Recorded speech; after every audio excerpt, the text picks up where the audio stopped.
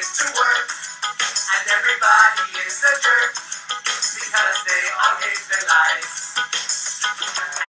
Hey everyone, it's Movie Lover 120 here, and I'm here to do a very negative movie review on a Blumhouse movie. Yay! Ugh. Seriously, I hate Blumhouse. They're known for being some of the worst horror movie makers, what I think anyways, the worst horror movie studio in existence to even make money. No, really. All they do is the same crap over and over again. It all started when they released Paranormal Craptivity 1. First one was just okay. I thought it was way too overhyped. But for what it was trying to accomplish is its concept, I can see why it got buzz. And actually made over $194 million and murdered Saw. Yeah, so much like Saw, Paranormal Craptivity got way too many unnecessary sequels and they just got worse and worse and worse each movie. And of course, they're now a major studio. They just make the same old Insidious crap, which is the same old Demon Ghost Haunted House crap over and over and over again. Their logo's even a house. Because they're Blumhouse. I know, right? So of course, I'm looking at one of their earlier films from 2012, and that is Sinister. Oh god. This, to me, is the worst Blumhouse movie ever made. Apparently, it was relevant with this science experiment.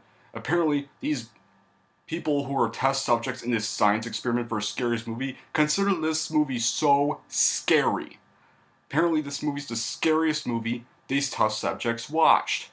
Those are clearly people who like stupid horror movies and clearly haven't watched any actual horror films like The Shining or Silence of the Lambs or Nightmare on Elm Street. Any horror films that are actually good. I don't know, instead, critics... And I want to know the other thing about Blumhouse movies. Critics like them. No. Apparently critics think they're great movies because they always rather praise all the bad stuff that gets released on and on and on. Okay, Blumhouse has only a few good movies I can think of, like Get Out, Halloween 2018, Us, Split, and The Invisible Man. That's about it. Only 5 good movies they've done. Everything else they do sucks. Bad. So, enough about me ranting on Blumhouse. Let's just get on with this review for Sinister. What is this movie about? Well, about a crime writer named Ellison Oswald, played by Ethan Hawke. Yeah, Ethan Hawke would play in 2 Blumhouse movies, and then he'd play in an also equally bad Blumhouse movie called The Purge after this. Well, the first one anyways. Who moves his family into a house where a horrific crime took place earlier, but his family doesn't know. He begins researching the crime in hopes of writing a book about it. Oswald examines video footage that he finds in the house to help him in his research, but he soon discovers more than he bargained for. Yeah. Isn't it done in like every movie? Literally every Blumhouse movie has this plot. Like, how creative. Here's why. Here's all the bad stuff. 1, most of the movie is literally shot in dark, and it, much like most bad horror movies, you can barely literally see one thing, because they think it would make the movie so suspenseful and atmospheric. So, and basically, you're just watching a black screen for the entire duration. And there's too many stereotype accents in this movie, like the mother, who plays a token, somewhat well-spoken London accent character, which in real life it's literally the case for some bizarre reason. Her accent in this movie comes across as though it's been tainted with American, so technically a British character is played by an American. The result is so oddly pronounced English that you can't even get comfortable with it. It's difficult to take any line she gives without simply it's difficult to take her accent seriously. It's so hilarious, distracting, and awkward. This movie it just makes the movie feel like a comedy, which it should have been. and the noises. Blumhouse is known for one thing. They're cheap scares. Basically, their scares always go like this. That's their scares. A bang or a boo. Literally, it's a door slam. Literally every Blumhouse movie with a demon has this. Like, okay, numerous scenes in the movie actually contain this strange clicking sound, literally made by just the same equipment being used to showing the whole movies in the film. It bears no relevance to the scene and doesn't all fit with the atmosphere of it, and so is annoying to listen to. Repetition. The core hanging scene shown in the film is shown quite literally. Basically, the crime scene is repeatedly shown again and again and again throughout the whole entire movie. Like, we see it once, but they just keep showing it. It's unnecessary. It just make the movie longer. They just want to make the movie longer by repeatedly seeing the same thing. Because, hey, that's apparently scary to us. And there's, of course, the cheap tactics. This, like I've already said, this movie lacks anything to even be scared of. It's so reliant heavily on cheap scare tactics. Like, oh yeah, the ending scene. I'm gonna spoil this, guys, but I don't care. You're gonna be saved watching this movie. The ending scene, of course, has all the characters dying, except, of course, the daughter was revealed to be evil the whole entire time. Where's this twist been done to death before? So she kills her family, goes off with the demon who murdered the previous family before, basically just repeating the cycle over and over again. And she vanishes into the camera, and of course, the bugle ghost pops out of the camera and does a pose.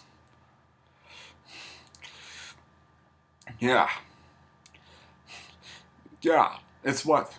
Because apparently, Blumhouse wants that to be called horror. It's not.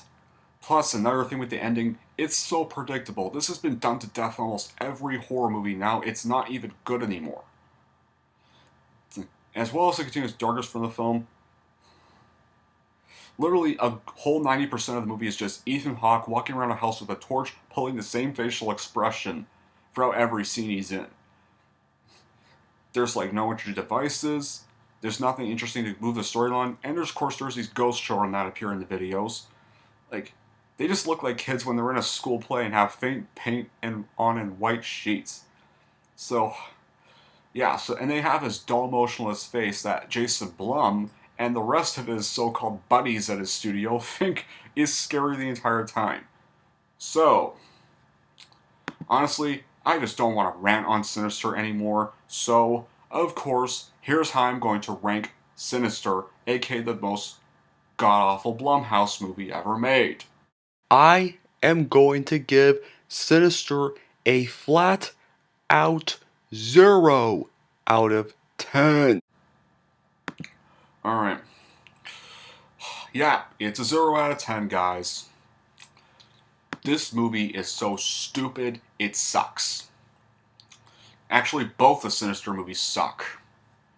I haven't even watched the second one yet, and I don't even want to. Because I hear it's even worse in this film. Like, surprisingly, a sequel could be this bad. Because it went already bad first film. It's actually kind of common for a lot of sequels, but yeah. A lot of Blumhouse's terrible movies actually get sequels, because somehow they keep making money more and more each year. Because since their budget is so...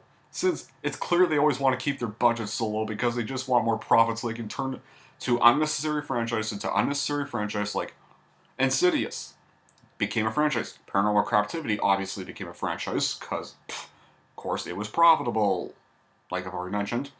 The Purge became a franchise. Ooh, Unfriended became a franchise.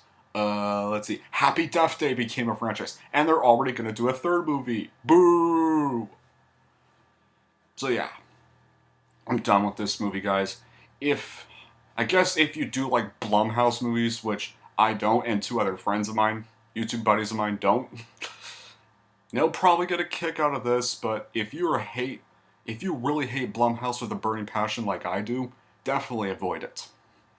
But until then, guys, that'll be it for this review. Thank y'all for watching, and if you like this and want to see more, and don't forget to like and subscribe to Movie Lover 120.